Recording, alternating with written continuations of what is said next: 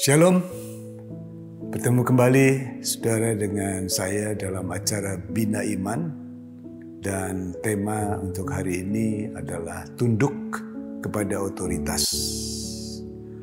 Seperti kita ketahui bahwa pemilu di Indonesia tanggal 14 Februari yang baru saja berlalu, tentu saja ada yang menang dan ada yang kalah. Dan yang menang akan berkata bahwa kemenangannya untuk seluruh bangsa Indonesia.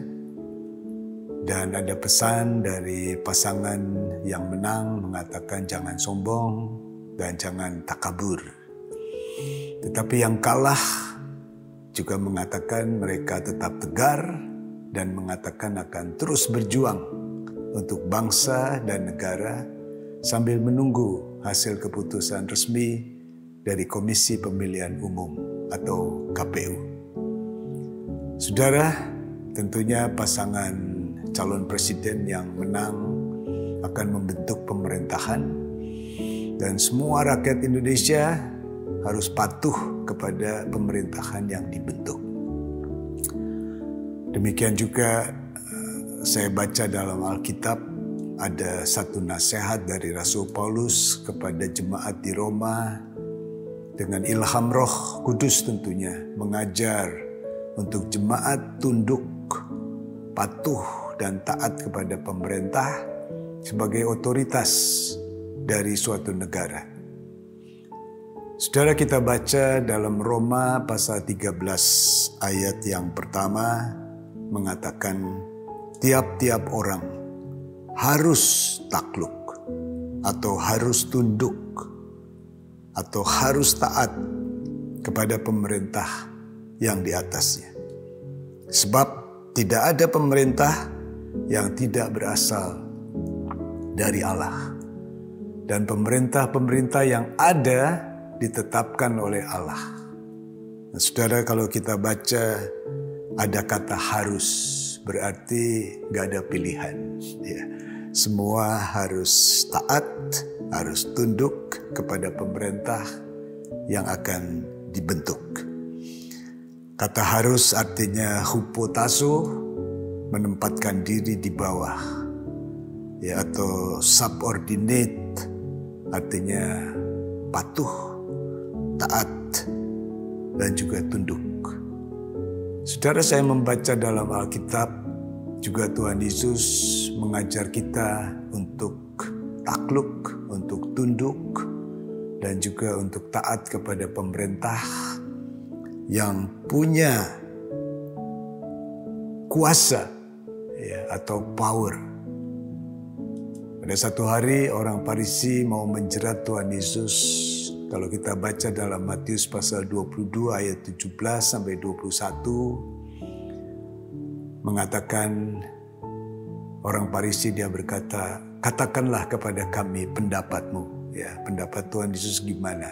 Apakah diperbolehkan membayar pajak kepada kaisar atau tidak?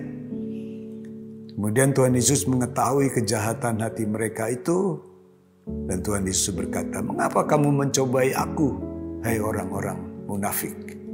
Ya, tunjukkanlah kepadaku mata uang untuk pajak itu.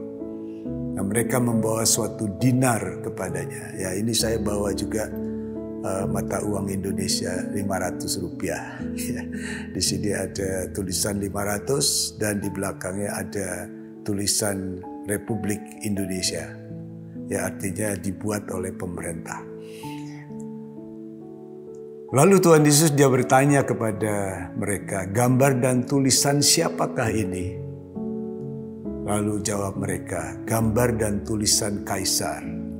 Lalu kata Yesus kepada mereka, berikanlah kepada kaisar apa yang wajib kamu berikan kepada kaisar, dan kepada Allah apa yang wajib kamu berikan kepada Allah.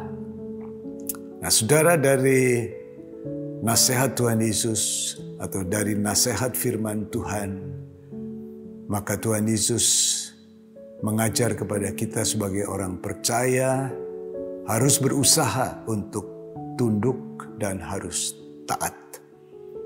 Ya, karena apa?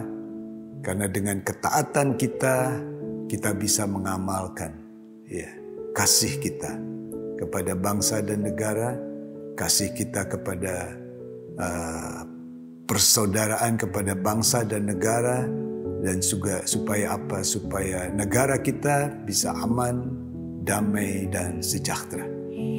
Saudara, saya akan bacakan satu ayat yang terakhir dalam 1 Petrus pasal 1 ayat 22. Karena kamu telah menyucikan dirimu oleh ketaatan kepada kebenaran, sehingga kamu dapat mengamalkan kasih persaudaraan yang tulus ikhlas. Hendaklah kamu bersungguh-sungguh saling mengasihi dengan segenap hatimu.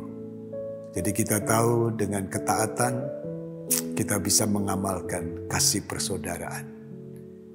Ya, siapa yang kalah dan siapa yang menang tidak terlalu berarti buat kita, tetapi yang penting adalah menjaga kasih persaudaraan di antara kita.